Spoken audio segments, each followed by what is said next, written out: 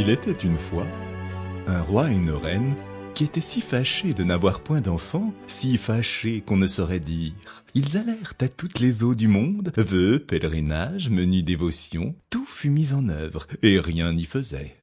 Enfin, pourtant, la reine devint grosse et accoucha d'une fille. On fit un beau baptême, on donna pour marraine à la petite princesse toutes les fées qu'on put trouver dans le pays. Il s'en trouva 7, afin que chacune d'elles, lui faisant un don, comme c'était la coutume des fées en ce temps-là, la princesse eut par ce moyen toutes les perfections imaginables. Après les cérémonies du baptême, toute la compagnie revint au palais du roi, où il y avait un grand festin pour les fées. On mit devant chacune d'elles un couvert magnifique, avec un étui d'or massif, où il y avait une cuillère, une fourchette et un couteau de fin or, garni de diamants et de rubis. Mais comme chacun prenait sa place à table, on vit entrer une vieille fée qu'on n'avait point priée, parce qu'il y avait plus de 50 ans qu'elle n'était sortie d'une tour et qu'on la croyait morte ou enchantée.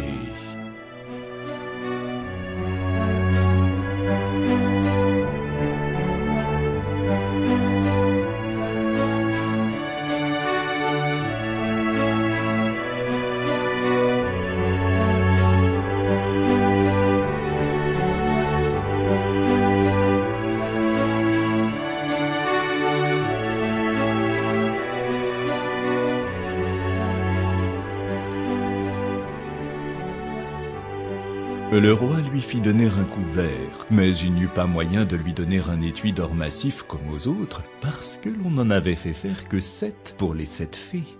La vieille crut qu'on la méprisait, et grommela quelques menaces entre ses dents.